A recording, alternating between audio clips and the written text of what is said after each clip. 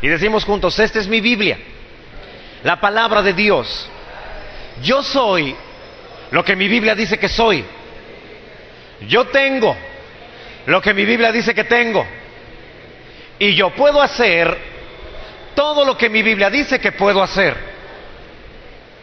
Hoy la leeré, la escucharé, la obedeceré, y la semilla incorruptible de la palabra de Dios penetrará en mi corazón y producirá fruto que transformará mi vida, mi espíritu, mi alma, mi cuerpo, mis finanzas, mi familia, mi iglesia y mi ciudad para siempre.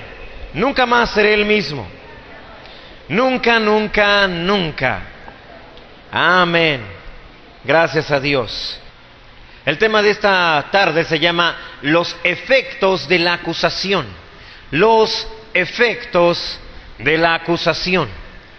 Y lo vamos a basar en el pasaje que está en Efesios capítulo 6, verso 13. Efesios 6, verso 13.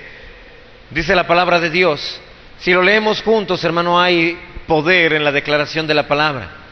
Por lo tanto, póngase toda la armadura de Dios para que cuando llegue el día malo puedan resistir hasta el fin con firmeza. Para que cuando llegue el día malo puedan resistir hasta el fin con firmeza.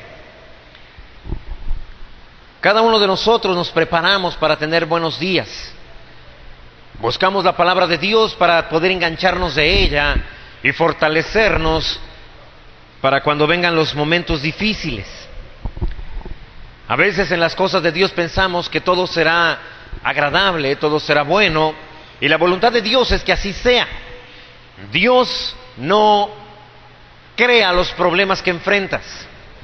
Dios no crea las pruebas en las que te metes, ni es su voluntad que las vivas.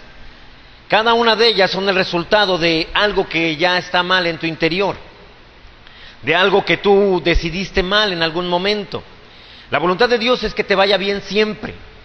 Es la voluntad de Dios que seas sano siempre. Pero a veces, de la manera en que comemos y la forma en que vivimos, provoca que aunque la voluntad de Dios es que seamos sanos, esto no pueda ser una verdad en nuestra vida. Por eso la Biblia habla de que habrá un día malo. Y este día malo, dice la palabra, que tienes que resistirlo. Amén. Si fuera la voluntad de Dios que ese día malo estuviera en tu vida, te diría no lo resistas. Al contrario, acéptalo. Es el Señor tratando de hacer algo grande en tu vida. Pero dice, no, cuando venga un día malo, resístelo hasta el fin. ¿Sí? Para que cuando llegue el día malo puedan resistir hasta el fin. Algunos, yo sé que tú tal vez has escuchado que a veces Dios te prueba y que lo hace con el fin de hacerte una mejor persona, hacerte más cristiano. Si así fuera, entonces toda la humanidad seríamos buenos cristianos porque todos hemos tenido problemas. Los problemas no te hacen mejor. Es la palabra de Dios la que te transforma. Y la voluntad de Dios es que no tengas días malos. Sin embargo, aunque no es la voluntad de Dios, estos días malos se presentarán. Dios quiere que puedas resistirlo. Y por eso nos habla acerca de ponernos toda la armadura de Dios. Hoy no voy a hablar de la armadura, lo he hablado en otra ocasión, pero hoy quiero centrarme en algo que probablemente estés viviendo. Al menos mis hermanos en la mañana manifestaban algunos de ellos a estar viviendo por alguna de esta situación que vamos a ver esta tarde. El enemigo sabe cuánto te afecta y cuánto poder desata una acusación. Iba a hablarte de culpabilidad, pero la culpabilidad no es posible a menos que seas acusado. Muchas gracias, hermano. Gracias. La Biblia dice que Satanás es el acusador. Todo lo que tú haces, malo o incluso que no sea malo, pero que haya salido mal, el enemigo lo usará en tu contra. Y Dios quiere que estés atento contra las estrategias del enemigo. Quiero hablarte acerca de estas estrategias. ¿Qué es lo que Satanás busca cuando alguien te acusa? Falsamente o verdaderamente. Puede ser en la iglesia, puede ser en el trabajo, puede ser en la familia, puede ser con los vecinos, y todo esto producirá en ti un alejamiento, un enfriamiento, una parálisis espiritual para que no puedas continuar adelante en lo que Dios te ha encargado. No importa que haya sido verdad y no importa que haya sido mentira de lo que eres acusado, ni tampoco importa que te hayas arrepentido de lo malo que hiciste. A Satanás no le interesa que tu arrepentimiento haya sido genuino o que haya sido superficial. Él de todas maneras usará todo eso en tu contra y hablará a Dios delante de Él de todo lo malo que hiciste. Déjame mostrarte algunas cosas. Apocalipsis 12, verso 7 en adelante.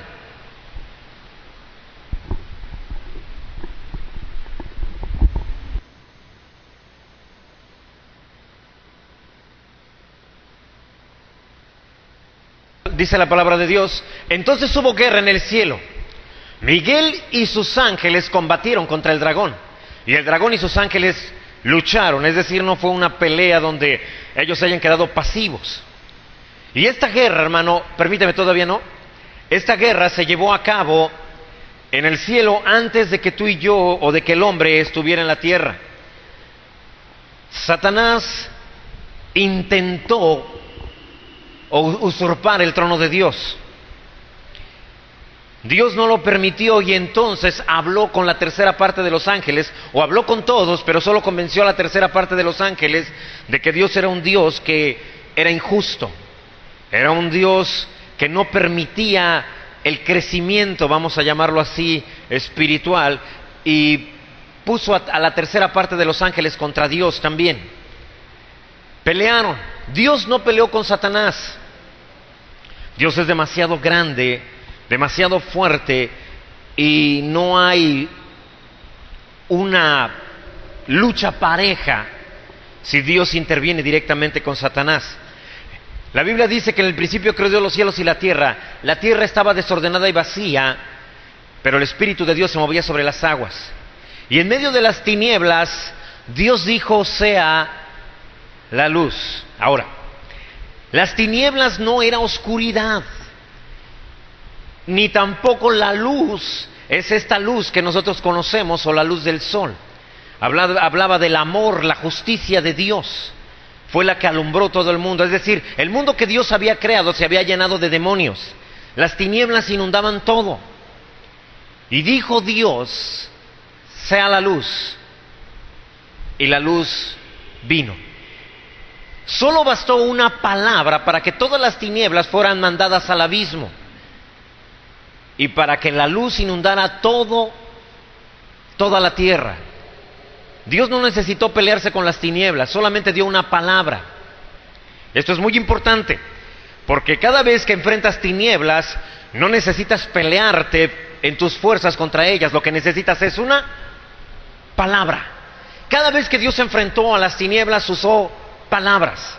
Sí, aquí están. Toda la palabra que necesitas para cualquier situación está aquí. Todo lo que tienes que hacer es usar esa palabra, pero no puedes solamente hablarla, necesitas creerla. Todo lo que Dios habla lleva implícita fe, y esa fe venció las tinieblas que estaban inundando la tierra en ese momento. ¿Estamos de acuerdo? Ahora, cada vez que tú mencionas la palabra de Dios en fe, las tinieblas huyen. Y esto es lo que ha vencido al mundo: nuestra fe. ¿Nuestra fe en qué? En la palabra. Nuestra fe en la palabra de Dios. Te lo he dicho muchas veces. Leer la palabra de Dios, creerla, es mejor que escuchar una palabra del cielo. Y no lo digo yo, lo dice la misma palabra en Segunda de Pedro, capítulo 1, verso 20, si no mal recuerdo. Y si no es Segunda de Pedro, es Primera. Disculpa ahí por el olvido. Pero él dijo: nosotros oímos una voz del cielo que decía: este es mi Hijo amado, en él tengo complacencia. Y dijo: pero tenemos una palabra más segura que oír una voz del cielo. Te lo puedo asegurar, esto es mejor que una voz del cielo, porque cada quien acomoda la voz que se escucha a su manera. a lo que quiere creer, pero esto no puede adaptarse porque ella misma se interpreta a sí misma. Ahora, Dios dijo, sea la luz, y las tinieblas tuvieron que huir. Dios creó el universo, ¿es cierto? Todo lo que en él hay, y creó las estrellas que están en el cielo. Y esa palabra de fe de parte de Dios sigue tan efectiva hoy como el día que la mencionó. Tanto así que el universo se extiende, lo han comprobado los científicos. El universo sigue creciendo, porque Dios nunca dijo, y que se detenga hasta cierto límite. Nunca lo dijo. Así que los científicos han comprobado eso. El universo sigue creciendo. ¿Por qué? Porque la palabra de Dios fue dicha en fe. Y como no le puso límites, el universo sigue. Por eso es tan grande. La palabra de Dios es así de fuerte, así de poderosa. Y es la palabra de Dios en tu corazón la que logrará toda victoria que quieras tener en tu vida. Ahora bien, Miguel, está hablando del arcángel Miguel, y sus ángeles combatieron contra el dragón. Y el dragón y sus ángeles también lucharon. Verso 8, ahora sí. Pero no pudieron vencer, ni se halló ya lugar para ellos en el cielo. Esta pelea fue en el cielo. Así que si en el cielo pudo haber una pelea, créemelo, en la tierra también puede haber buenos pleitos. Verso 9. Y fue arrojado el gran dragón, la serpiente antigua que se llama el diablo y Satanás, el cual engaña al mundo entero. Fue arrojado a la tierra y sus ángeles fueron arrojados con él. Verso 10. Eso es muy importante. Y oí una gran voz en el cielo que decía, ahora ha venido la salvación, el poder y el reino de nuestro Dios y la autoridad de su Cristo, porque el acusador de nuestros hermanos, el que los acusa delante de nuestro Dios día y noche, ha sido arrojado. Ahora, porque el qué, dice, porque el acusador, una acusación de parte del enemigo tiene por objetivo quitarte todo lo que antes de esta frase está en la palabra de Dios. Porque dice, ahora ha venido la salvación. Hay gente que se ha alejado de Dios por una acusación falsa o verdadera. Conozco gente que se alejó del evangelio porque dijo, mira, pastor, la verdad yo no cambiaba, no estaba cambiando, estaba siendo la misma persona y dejé de ir por eso. ¿Sí? Entonces, la acusación tiene como objetivo quitarte el gozo de tu salvación, el poder. ¿Alguien te ha pedido alguna vez que ores por él cuando precisamente te sentías culpable de algún pecado cometido? Y te dijo, hermano, ¿puedes orar por mí? Y tú dijiste, ¡ay, cómo me lo fue a pedir a mí! Y en este momento, porque sientes que el poder no está en ti. La acusación tiene ese objetivo, quitarte poder. Y el reino de nuestro Dios, el reino de Dios, tiene por objetivo robarte las bendiciones que hay en el reino.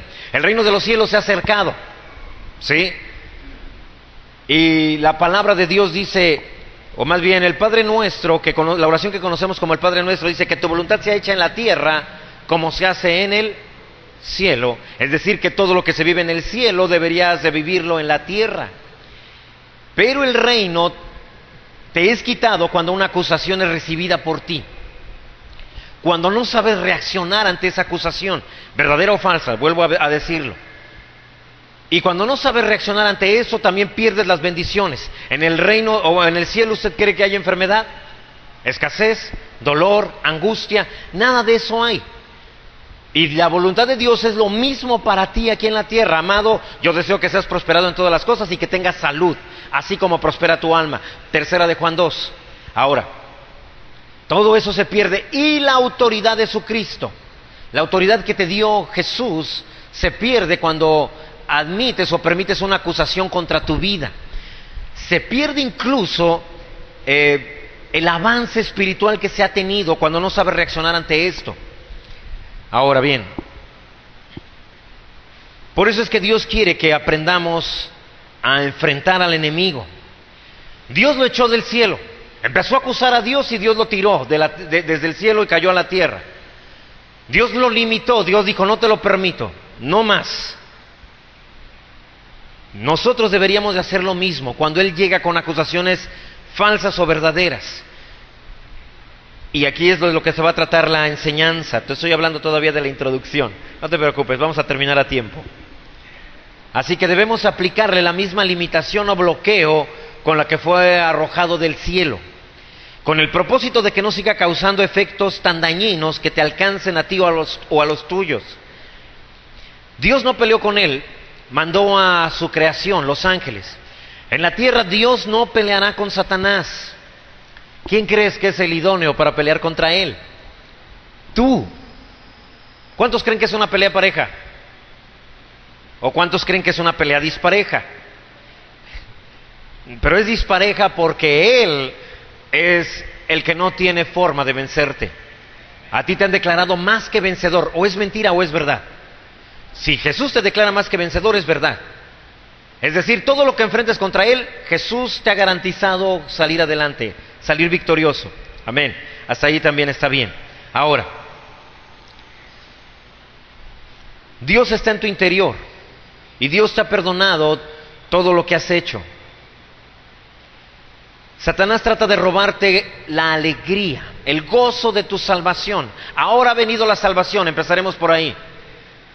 Él tratará de quitarte la alegría. Si tú eres culpable de algún delito, pero por alguna razón el jurado el juzgado te declara inocente, eso te daría mucha alegría, ¿o no es verdad?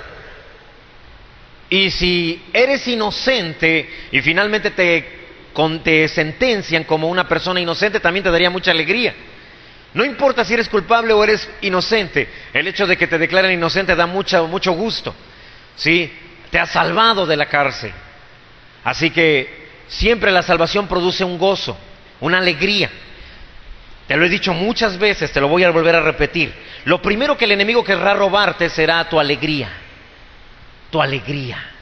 Si no te puede robar tu alegría, no te puede robar nada. Nada. Lo primero que hará y lo que tratará de hacer será robar tu alegría. ¿Sí? Ahora,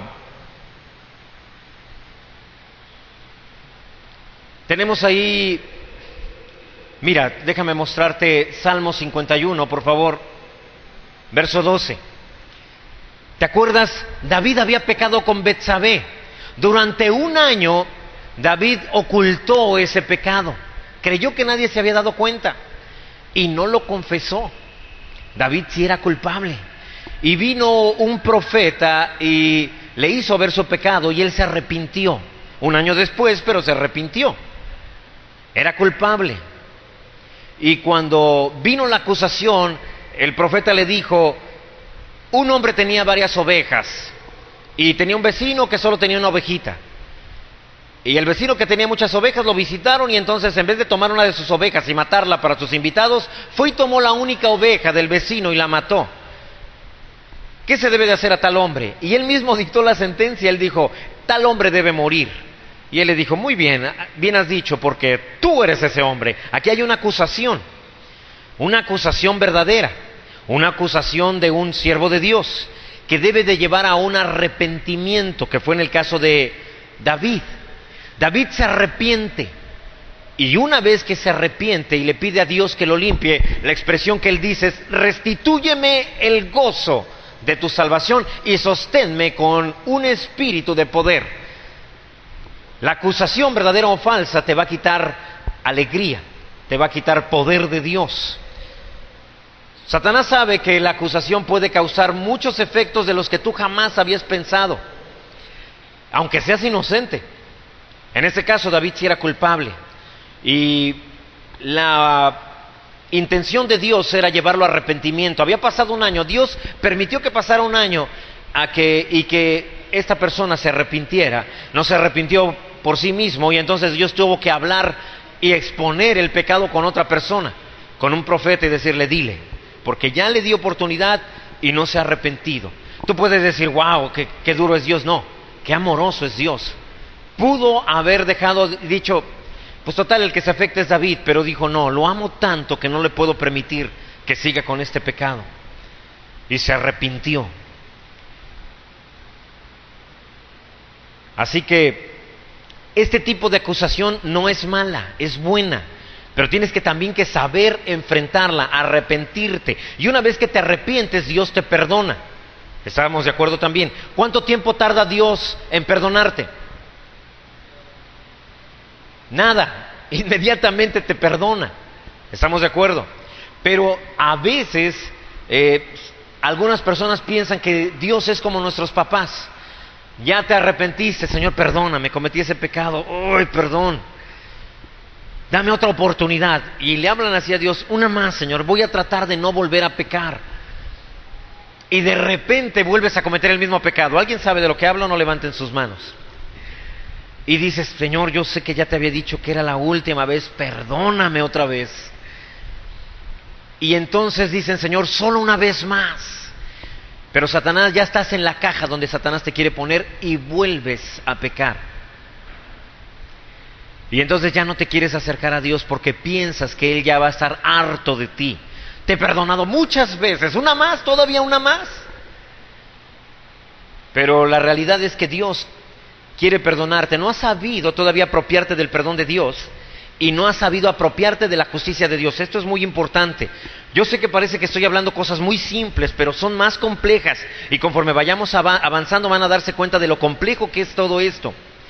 Y complejo no en el sentido de que sea difícil de entender, sino que hasta dónde te puede llevar una situación de este tipo. La persona que no se siente perdonada, entonces se juzgará a sí misma. La persona que robaba o que mentía, una vez que diga: Señor, ya no voy a volver a mentir, ya no lo haré, perdóname esta mentira nada más. Y entonces pasará mediodía y él se sentirá obligado a mentir y dar otra vez: Señor, soy un mentiroso, perdóname, ya no quiero mentir, solo una última oportunidad. Pero él ha declarado algo que está en su mente y que está en su corazón. Él se considera a sí mismo como mentiroso. Y de acuerdo a lo que eres, haces. También esto ya se los enseñé hace poco. De acuerdo a lo que tú eres, haces. Delante de Dios, ¿qué eres? Después, dijiste la mentira, pediste perdón, Dios te perdonó. Delante de Dios, ¿qué eres? ¿Qué eres? Un justo. Pero Satanás sabe que si tú te declaras a ti mismo mentiroso, marcas tu vida para volver a actuar de la misma forma. ¿Qué hacen los mentirosos? Dicen mentiras. Así que mientras tú te sigas creyendo a ti mismo mentiroso, seguirás mintiendo. Porque de acuerdo a lo que eres, haces. ¿Sí? De acuerdo a lo que eres, haces. Jesús por eso te dice: tú eres justo. Porque no estás basando tu justicia en lo que tú haces, sino en lo que yo hago. Y tú tienes que declararte así, un justo. Si sigues declarándote de acuerdo al pecado que habías cometido, al cual ya pediste perdón, te arrepentiste, aunque te hayas arrepentido sinceramente, lo volverás a cometer. Por eso es que Satanás te acusa. Ya te arrepentiste, ya dijiste: Señor, perdóname. Y él te dice: de todos modos sigues siendo un mentiroso. ¿Cuántas veces te ha perdonado Dios ese pecado? Muchas veces, y hasta le contestamos: muchas veces. Entonces, ¿qué eres? Un mentiroso.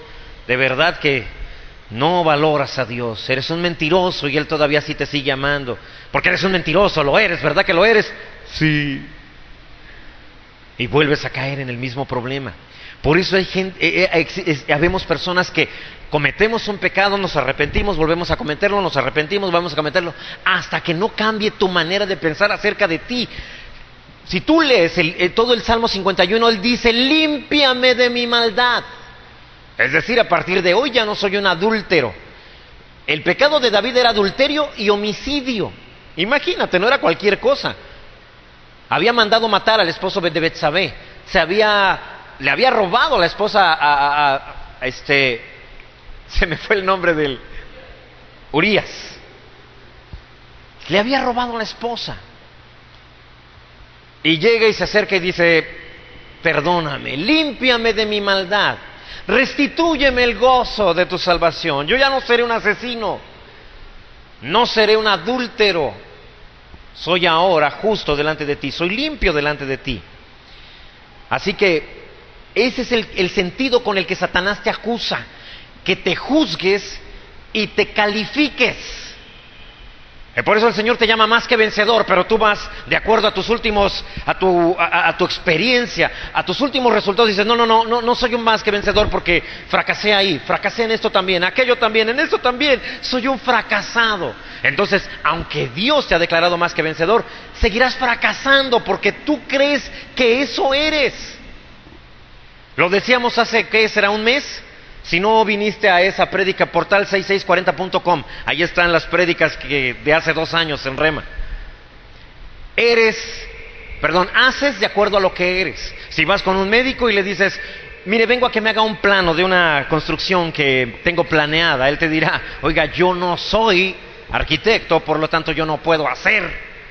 Y si le dices al abogado, vengo a que me vea y si es necesaria una cirugía, usted la haga, él dirá, no puedo hacerlo porque yo no soy médico. Es decir, haces de acuerdo a lo que eres. ¿Qué eres? Y de eso haces. Así que también es igual en tu interior. Por eso es que el Señor te declara salvo. No hasta que estés en el cielo, sino desde ahora. Porque si eres salvo, te comportarás como tal. Amén. Si eres salvo, tendrás los beneficios de serlo. Serás salvo, sano, próspero, justo, santo, pero no crees lo que Dios dice de ti, crees lo que el mundo dice de ti, y te declaran fracasado, y tú dices, es que sí, en esa área siempre he fracasado. No, soy más que vencedor en esa área también. Siempre has fracasado. Fracasó aquel que no creía en Dios, ese fue el que fracasó. Este nuevo yo cree en Dios, este no ha fracasado, este siempre vencerá en el nombre de Jesús.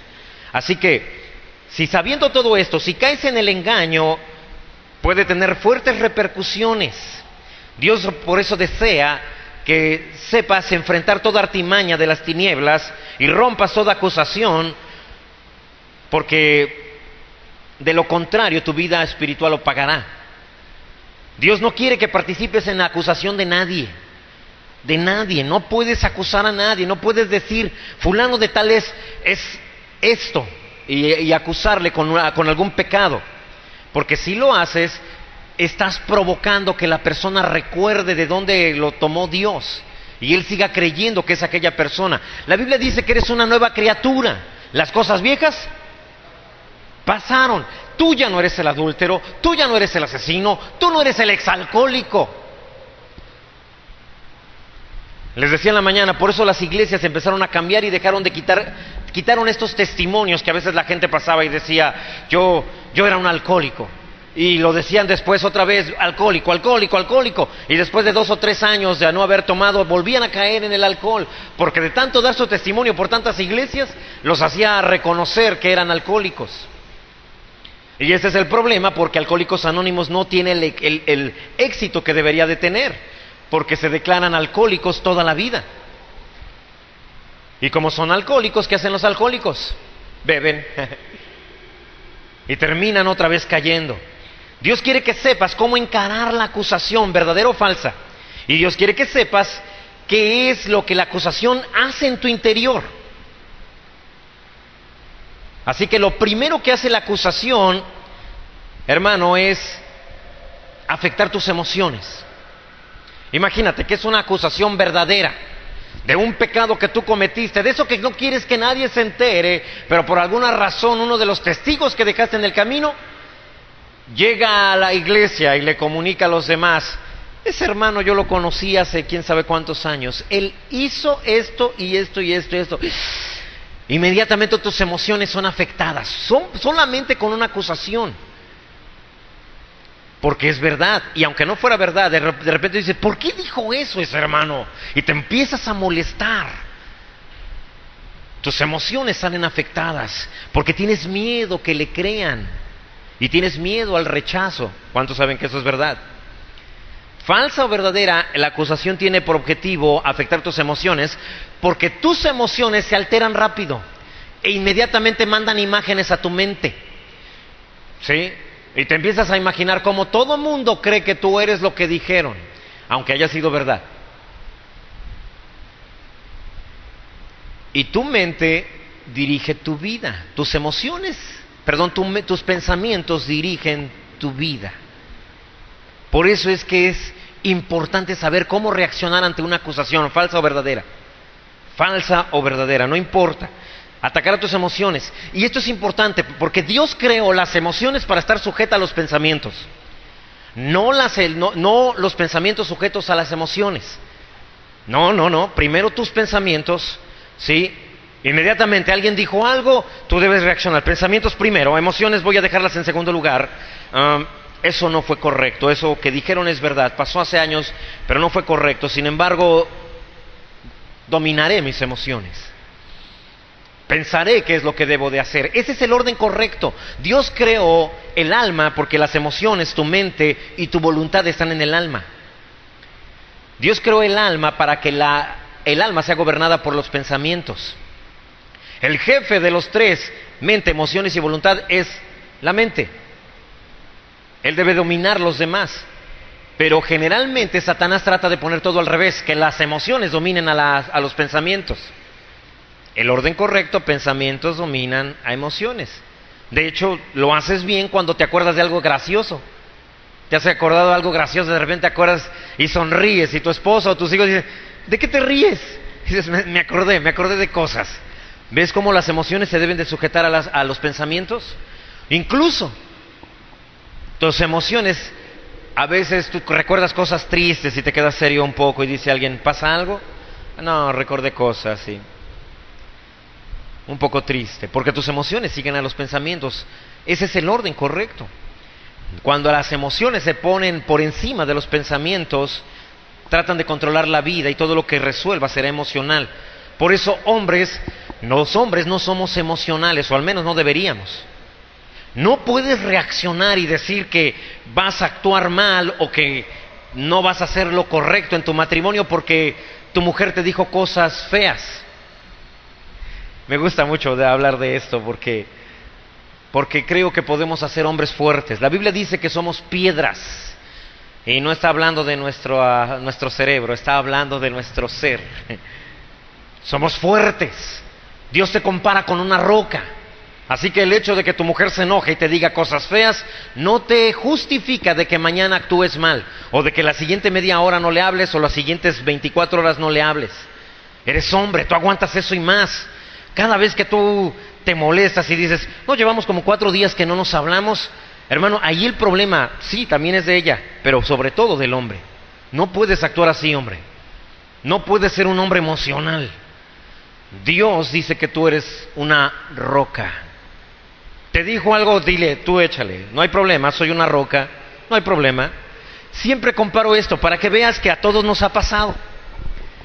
Siempre les digo, a ver, hermanos, yo sé que hay un hermano por ahí que está recién casado, casi, por eso no le han dicho esto. Además, hay ventajas. Pero levanten la mano el hombre que nunca le han dicho, ya no te quiero, te voy a dejar. Que nunca se lo han dicho. Gloria a Dios, amén. Hay matrimonios, sí, mi hermano, de verdad, llegaron ya aquel es soltero. Llegaron cuando, gracias a Dios, ya había la madurez espiritual. Pero la mayoría de nosotros nos ha pasado, ni el pastor puede levantar la mano, porque me lo dijeron cuando estaba recién casado.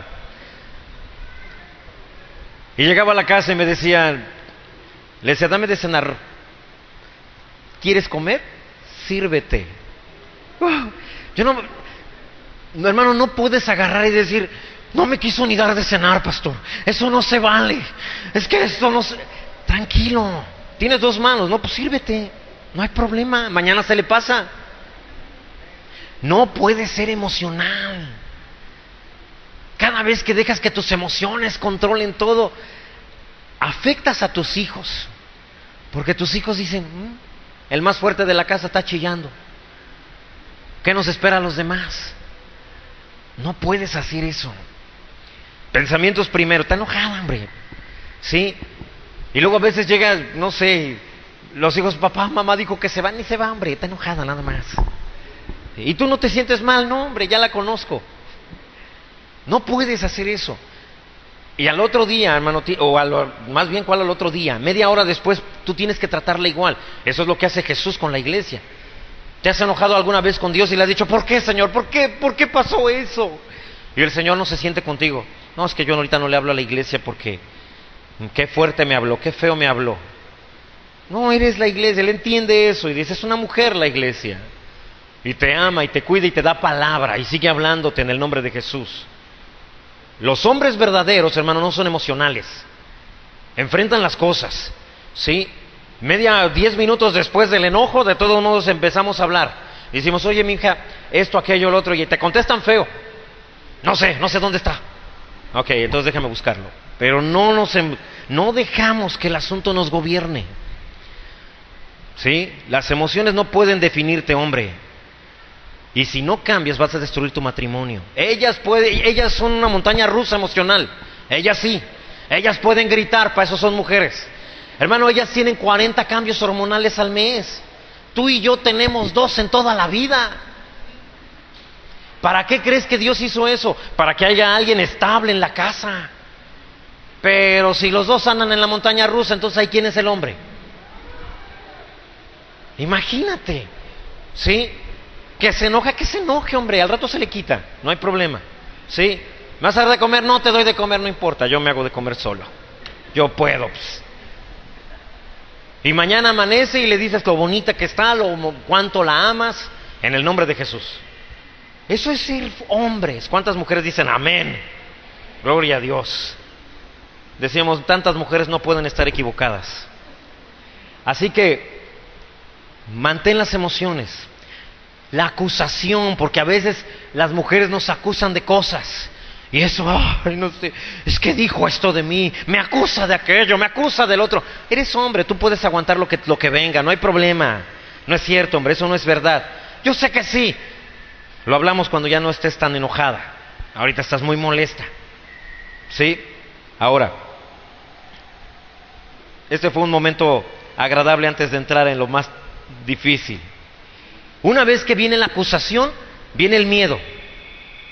Sientes miedo por el rechazo que crees que pueda tener la gente. Crees que le van a creer. Si fue una acusación falsa, crees que pueden creerle. Toda acusación de este tipo viene de Satanás, sea verdadera o sea falsa. Y usa a gente incluso de la iglesia. ¿Y cuántos saben que sí es cierto? Así que el miedo viene como un arma para abrir la puerta a algo. Cada vez, por ejemplo, cuando algo sucede en el trabajo, un error grave, y alguien te acusa y dice, fue fulano de tal, yo fui al último que yo lo vi con esa maquinaria, con no sé de lo que se trate, y dicen, es que varios dicen que a ti te vieron por última vez con ese objeto que se perdió, que es muy valioso. Inmediatamente viene un miedo. Y viene un miedo. Si fue en el trabajo, ¿cuál es el miedo que viene? A perderlo. Me van a correr. Satanás no puede hacer nada contra ti. Dios no puede hacer nada por ti si no tienes fe. Satanás no puede hacer nada contra ti si no tienes miedo.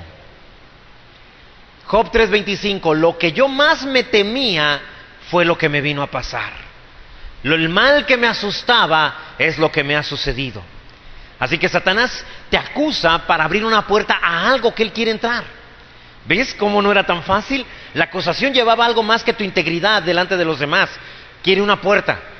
Si te acusan de algo contra tu esposo, tu esposa, si alguien llega y te dice, yo te vi, andabas allá con fulanita o con fulanito, inmediatamente viene un miedo, sea falso o sea verdadero, porque tienes miedo ¿a qué? A perder tu matrimonio. Toda acusación tiene ese objetivo. Y si tienes miedo a perder tu matrimonio, entonces le estás dando la fe, porque el miedo es fe al revés, es fe para el diablo. Le estás diciendo al diablo, creo que puedes destruir mi matrimonio. Sí te lo creo. Y entonces podrá hacerlo. Eso es el fin de la acusación, ¿te das cuenta? Por eso iba a hablar de culpabilidad, pero no, es la acusación la que lleva un objetivo. Y si no sabe reaccionar ante ello, entonces va a lograr su objetivo.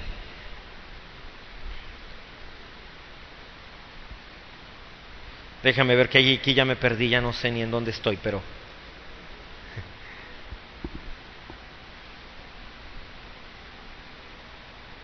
Así que, hermano, existe lo que es el temor de Dios. Hay un temor que no es malo.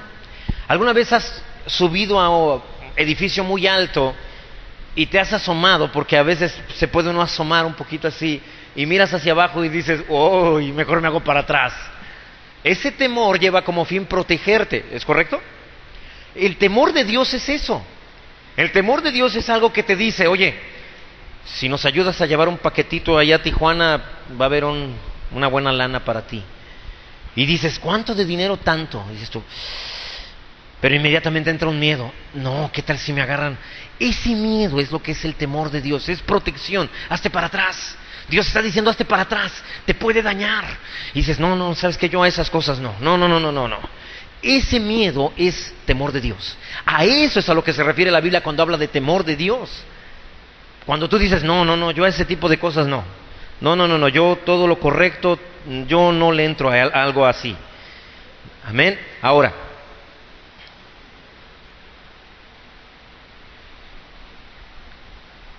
atacaron tus emociones, abriste una puerta porque tuviste miedo y ahora Satanás puede atacar aquella área en la que tuviste miedo.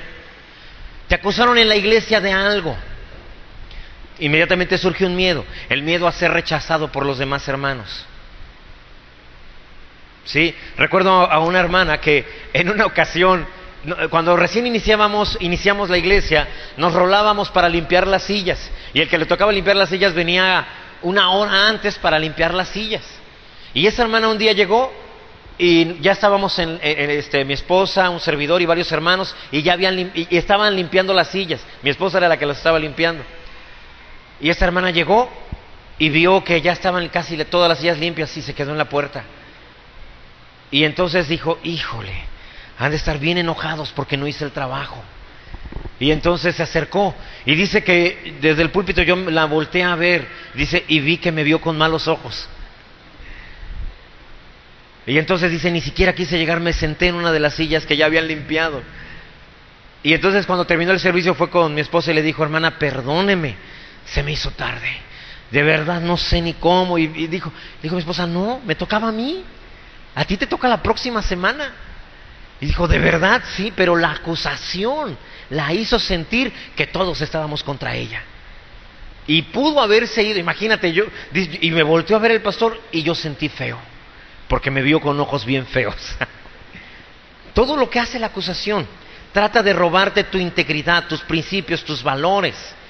Te hace entrar en duda respecto de la otra persona y te hace entrar odio contra esa persona.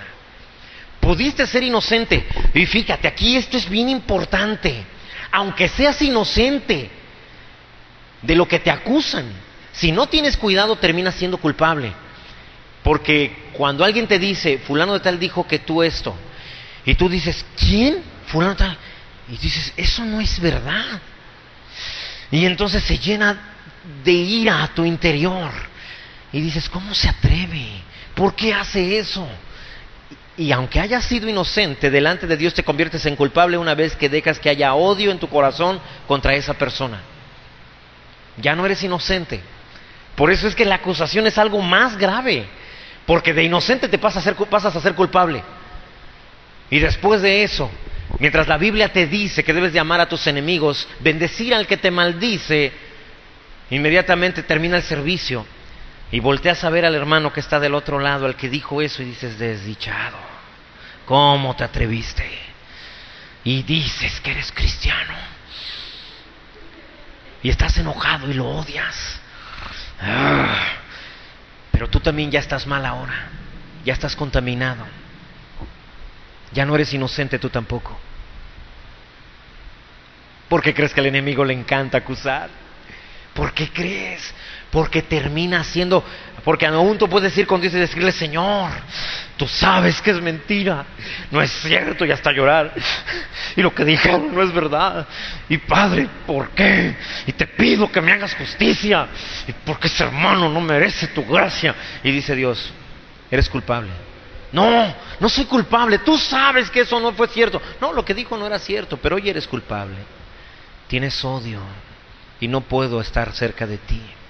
No puedo atender tus oraciones porque tienes que estar en amor. ¿Vemos el peligro? Y a veces pensamos que como éramos inocentes tenemos todo el derecho a enojarnos, todo el derecho a odiar, todo el derecho a amargarnos. No. Aún a pesar de eso tienes que agarrar y decir, está bien, Padre, perdónalo.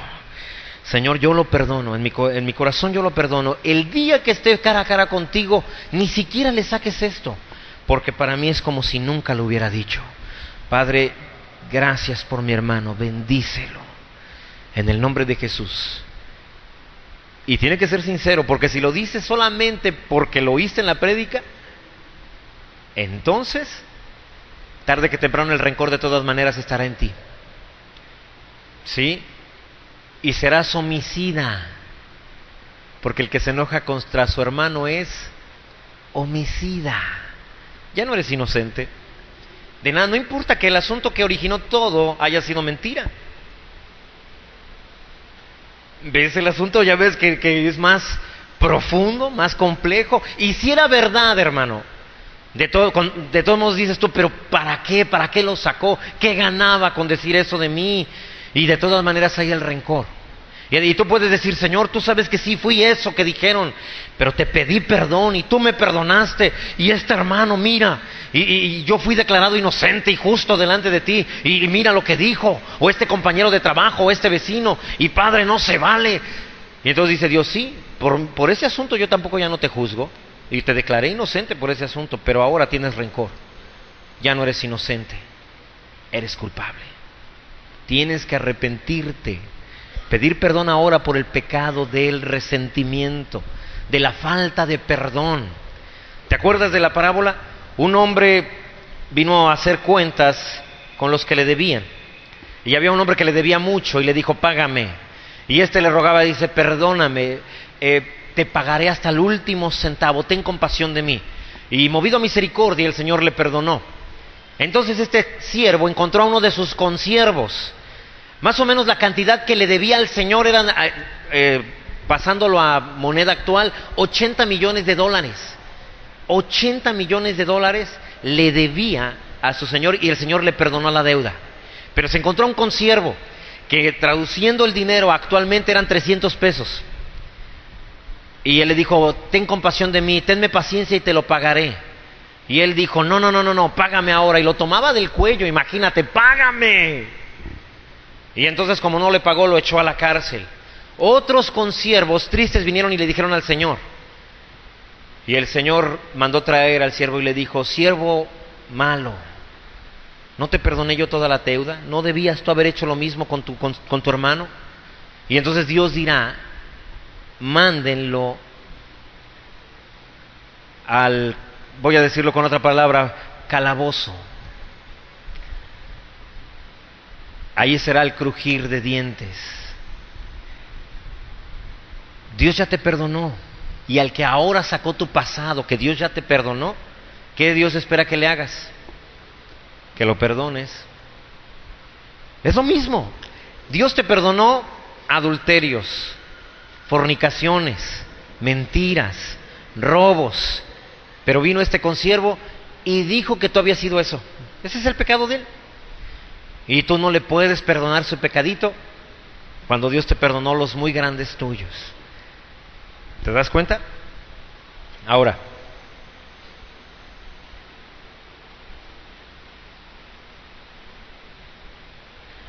Satanás tratará de robarte la alegría lo más pronto posible. Nehemías 8:10.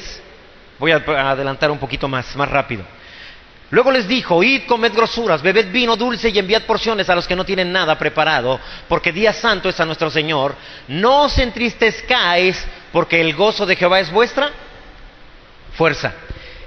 Hermano, el gozo del Señor, el gozo que viene producto de la salvación es tu fuerza. Si no tienes alegría, no tienes fuerza.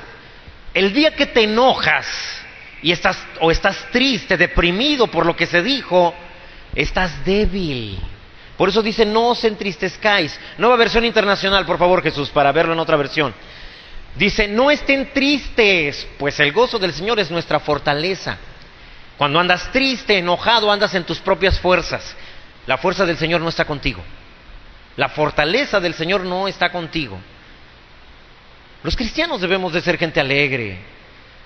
Decía en la mañana, ¿has oído los chistes cristianos? Son más simples que nada, y sin embargo los cristianos están riéndose y se acuerdan del chiste y le siguen por semanas. Y te acuerdas, y nos oyen la gente del mundo y dicen, lo que les hace reír, porque tenemos el gozo a flor de piel. Amén. Nos reímos de todo, todo nos causa risa. Y al rato alguien dice, oye, que te sabes un chiste bueno y lo cuentas, y todos en el trabajo dicen, ¿ese es el chiste bueno? Está chistoso. Bueno, porque somos, hermanos, no es tanto el chiste, es la alegría que ya la traemos. Amén. Y cualquier pretexto es una chispa que enciende la alegría que tenemos tú y yo en el corazón. Así que, si estás triste, te debilitas. La fuerza espiritual se sale por los ojos cuando lloras. Cuando dices, ¿por qué dijo eso? ¿Por qué? Si yo amaba al hermano. ¿Por qué? Estás debilitándote, la fuerza se te está yendo por los ojos. Cállate, en el nombre de Jesús. Y no hay problema. De todas maneras sigo siendo el mismo. Es verdad. ¿Sí? Dios ya me perdonó ese pecado. Eso que dijeron sí es cierto. Pero eso pasó con mi antigua persona. El Porfirio que hizo eso ya se murió. El nuevo Porfirio no lo hizo. Y Dios me juzgó. Y fui condenado en Cristo Jesús y fui mandado al infierno a través de Él y resucitado al tercer día. Hoy estoy sentado a la derecha del Padre en Cristo Jesús. Así que ya pasó ese asunto. Esa es la reacción que deberíamos de tener. No hay problema, si al cabo era cierto. Y si no es cierto, hermano, pues no era cierto. ¿Sí? A veces llegan y me dicen, pastor, allá andan diciendo que usted... Le digo, no puedo hacer nada. Con trabajos controlo esta boca. Y a veces me meten en cada problema como para ponerme a ser responsable de otras bocas, a ver qué dicen o a ver qué no dicen. Sí, que allá que cada quien sea responsable. De la que yo soy responsable, me han metido en cada situación que mejor, si me pongo a cuidar la de los demás, mejor cuido la mía. Delante de Dios esta es la que va a dar, por la que yo daré cuentas. Amén. Así que si alguien dijo, que diga. ¿Sí? Cuando pierdes el gozo, no puedes experimentar el poder de la unción. Cuando pierdes el gozo, la acusación te roba el potencial. ¿Sí? Mira Isaías 12:3, por favor. Isaías 12:3. Con gozo sacarás agua de los manantiales de salvación. ¿Tienes un problema? ¿Te acosaron? Dice el Señor, pero con alegría te salvarás. Con alegría salvarás ese problema. Con alegría te saldrás adelante de esa situación de la que te acusaron. Te acusaron falsamente, dice el Señor, yo te sacaré de ahí. Te acusaron verdaderamente, yo te sacaré de ahí. Solo no pierdas el gozo. Con el gozo sacarás agua de los manantiales de salvación. El Señor te salvará de cada situación. ¿Con qué? Con alegría. Por eso es que los cristianos debemos de ser alegres. ¿Sí? Si no permites que la alegría entre en tu corazón, hermano, y te sientes y permites que la acusación logre su objetivo, te sentirás culpable. ¿Sí? Porque si permites que entre la tristeza, hoy andan diciendo que sí es cierto que tú pasaste por esto, y tú dices, ¿cómo supiste? Lo dijo el hermano, el vecino, el compañero de trabajo. Sí, entra una tristeza, te hace sentir culpable. Y cuando te sientes culpable, te contaminas, porque tú mismo te condenas. Y dices, sí, yo lo hice. Y se va la persona, y te quedas diciendo, sí, yo soy un mentiroso, un adúltero, un fornicario, lo que quieras, y volverás a caer porque eso dices que tú eres. En vez de decir, bueno, eso fue antes de conocer al Señor, ahora soy un hombre justo. Pues soy un hombre fiel, no tengo ojos para nadie más que para mi mujer. ¿Cuántos hombres dicen amén? ¿Cuántos hombres son fieles aquí? El Señor te declaró fiel, declárate, háblate. Amén. Voy a peinar a ese hombre fiel, voy al espejo, ahí está. Es el hombre más fiel que conozco. Y te peinas y dices, wow, le voy a encantar hoy. Amén, porque soy un hombre fiel. Sigue creyendo que no lo eres y volverás a caer. La culpabilidad lleva ese objetivo, hacerte creer que eres otra cosa. ¿Sabes que cuando Hitler trató de invadir Francia, lo hizo en un día?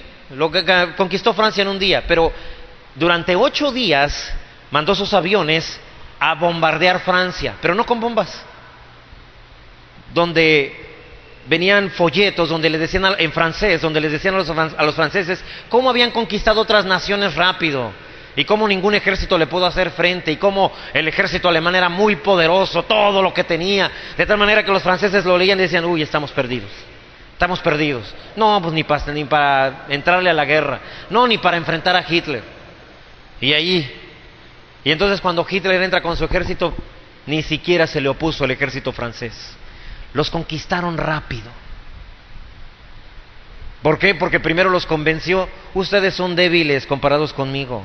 Y ellos lo leyeron tanto y dijeron, sí es cierto, somos débiles. Y los conquistó. Satanás hace lo mismo, es la misma estrategia. Te sentirás que no has sido perdonado y te sentirás condenado. Hará que nunca te sientas justo delante de Dios. ¿Cuántos hombres justos y mujeres justas hay hoy aquí? Amén. Porque no eres justo por lo que tú hiciste, sino por lo que Él hizo. Amén. Él fue tu sustituto en la cruz. Cambiaste lugar con Él. El que debió haber estado en la cruz eras tú. Y el que debió haber disfrutado de todas las bendiciones de Dios era Él. Pero en el último momento Él dijo, te cambio lugar, te amo demasiado como para verte sufrir ahí. Y cambiamos lugar Él y yo, y Él dijo, yo pagaré tus culpas y la consecuencia de tus culpas. Y entonces yo estaba abajo y dije, me parece bien, yo entonces cobraré todo lo que las bendiciones que Dios te debe por haber sido justo. Y Él dijo, me parece bien, hicimos ese cambio. Ahora yo puedo disfrutar de todas las bendiciones porque todas las obras de Jesús es como si hubieran sido mías y Él pagó todos mis pecados como si Él hubiera cometido todos esos pecados. Amén. Ahora, fíjate, y voy a tener que terminar porque no voy a alcanzar a terminar hoy. Segunda de Corintios capítulo 7, verso 10. La tristeza que es según Dios produce ¿qué? ¿Qué produce, hermano? Arrepentimiento. ¿Sabes qué quiere decir arrepentimiento en griego? Es una palabra que en griego es metanoia. Metanoia quiere decir cambiar de manera de pensar. Eso es arrepentirse. Cuando tú mentías y dices, bueno, yo antes pensaba que las mentiras blancas no eran tan malas, pero hoy he cambiado mi manera de pensar. Me he arrepentido. Eso es cambiar de manera, eso es lo que quiere decir arrepentimiento, cambiar de manera de pensar. Me arrepiento, ahora creo que sí son malas y me alejo. Yo antes creía que el adulterio no era tan malo, al contrario, hablaba de más hombría de mi parte, pero hoy me arrepiento, es decir, hoy cambio de manera de pensar. Hoy pienso que es más hombre el que conquista a la misma mujer todos los días. ¿Cuántas mujeres dicen amén? Gloria a Dios. Uy, que hermanos no las conquisten porque no están de acuerdo las hermanas. ¿Cuántas mujeres dicen amén? Eso es. Les decía a algunos de mis hermanos, conquistar a una mujer es fácil, de verdad. No importa si uno es feo o es guapo. Es más, siempre he dicho, los hombres, verdaderamente hombres, somos feos. Entre más feo, más hombre. Sí, por eso usted ve que soy muy hombre. Es fácil conquistar a una mujer. Cualquier hombre lo puede hacer. Pero mantener a una mujer enamorada todos los días de la vida, uy, eso solo los verdaderos hombres lo logran. ¿Cuántos hombres dicen amén? Para que yo mantener a mi esposa enamorada de mí, a pesar de que ya de mis defectos, de mis virtudes, hermano, de verdad, se requiere mucho trabajo. Amén. Es fácil enamorar a una mujer un día, pero los verdaderos hombres enamoran a la misma mujer toda la vida. Gloria a Dios. Amén. Todo esto produce la acusación. ¿Te acusaron falsamente? Perdónalos. No hay problema. Al cabo no es cierto. Sí, es que dijeron que a ti fueron al último. Bueno, que investiguen. No hay problema. Yo no voy a perder mi alegría ni mi paz. Y cuando el enemigo vea que no puede entrar por ahí, dirá, híjole, con este no se puede. Vamos por otro lado. Y cuando te acusan verdaderamente, aunque eso haya ocurrido después de haber sido salvo, puedes decir, Señor, ya te hablé de ese pecado y tú me perdonaste, me limpiaste y me declaraste inocente. En el nombre de Jesús, así que no permitiré que eso me haga daño, ni permitiré que entre miedo en mí. Si alguien lo cree y si alguien se afecta por lo que dicen de mí, es problema de esa persona. Yo no dejaré que esto llegue más lejos. Ya sé lo que trata de hacer el enemigo. y no lo permitiré en el nombre de Jesús. Algunos de ustedes han dejado de avanzar en las cosas espirituales porque dejaron que una acusación les afectara. Dejaron de ir a alguna congregación porque una acusación les afectó. Dejaron de respetar a un líder o a un pastor porque alguna acusación les hizo daño. Hermano, necesitas parar la acusación. Necesitas perdonar, si haya sido justa o injustamente. Necesitas parar la acusación y en el nombre de Jesús no permitir que te haga más daño. ¿Cuántos dicen amén? Hermanos de la alabanza, por favor.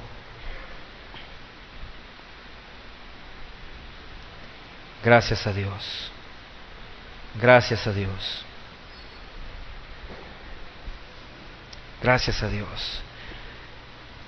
La culpabilidad, hermano, la acusación te quitará tu creatividad, tu capacidad de vencer, de enfrentar problemas y salir adelante.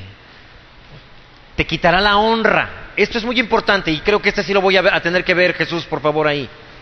Marcos capítulo 6, ténmelo listo, por favor. Mira esto. Pastor, es que quien me acusó fue un líder o fue un pastor.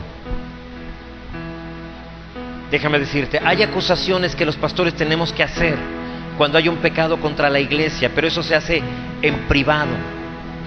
Y se tiene que mandar citar a la persona y decirle, hermano, estás afectando la iglesia. Y a veces lo hace uno con líderes, pero se hacen cercas y ahí se queda el asunto. Si ese fue el caso, aunque te duela, tu pastor, tu líder actuó bien, así se tiene que hacer. Si era un pecado contra la iglesia, si te expuso delante de toda la congregación, sin haber pasado por una plática personal contigo, entonces eso sí, no debió haber sido. Y Satanás sabe que si esto ocurrió, tú no honrarás ya a las autoridades de la iglesia o a la autoridad en el trabajo. Te acusó alguien más arriba dentro de la empresa. Satanás sabe que si puede hacer que no honres a tu autoridad, Dios no podrá actuar sobrenaturalmente en ti. Por favor, tenemos ahí Marcos capítulo 6. Por favor, quiero que veas esto. Verso 1. Salió Jesús de allí y vino a su tierra, y le seguían sus discípulos. Verso 2. Y llegado el día de reposo comenzó a enseñar en la sinagoga, y muchos oyéndole se admiraban y decían: ¿de dónde tiene estas cosas? ¿Y qué sabiduría es esta que le es dada? Y estos milagros que por sus manos son hechos. Fíjate que le llamaban Verso 3, por favor. ¿No es otra vez, refiriéndose a Jesús, el carpintero, hijo de María, hermano de Jacobo, de José, de Judas y de Simón? ¿No están también aquí con nosotros sus hermanas? Y se escandalizaban de él. Verso 4. Mas Jesús les decía, fíjate bien, no hay profeta sin ¿qué? Sin honra. Satanás sabe que no honrarás al líder que te acusó. No honrarás al jefe, supervisor, gerente, lo que sea, que te acusó. Pero si tú no lo honras y no lo respetas como autoridad, dice, no hay profeta sin honra, sino en su propia tierra y entre sus parientes y en su casa. Verso 5. Y fíjate, y no pudo hacer allí ningún milagro, salvo que sanó a unos pocos enfermos poniendo sobre ellos las manos. Él sabe que si tú dejas que la acusación te haga que ya no respetes a esa autoridad, que ya no respetes a ese líder, que ya no honres a ese jefe, a esa autoridad, Dios no puede actuar sobrenaturalmente en ti. Tu provisión será natural, solo lo que puedas ganar en tus fuerzas. Tu salud será solo lo que pueda sanar la medicina. Sobrenaturalmente no podrás recibir nada. Todo ese es el efecto de la acusación.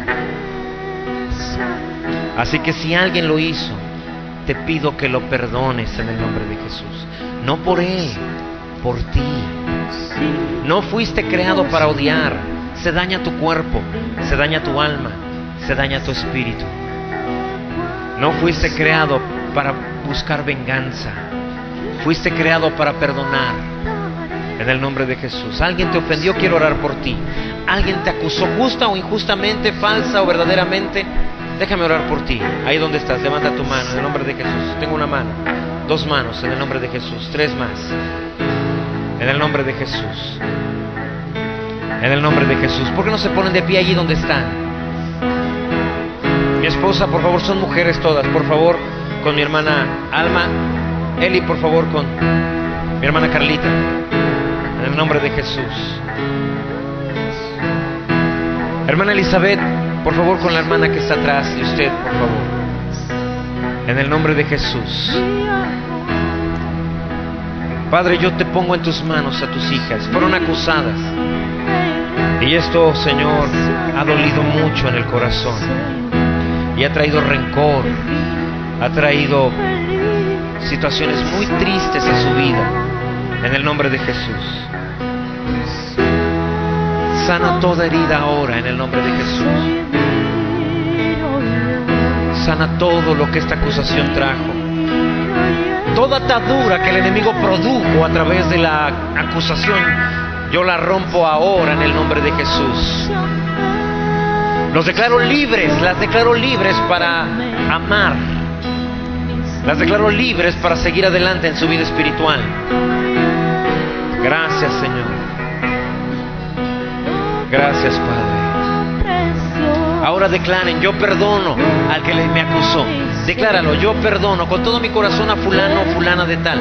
Padre, no le tomes en cuenta lo que hizo, aunque haya sido verdad o haya sido falso. En el nombre de Jesús.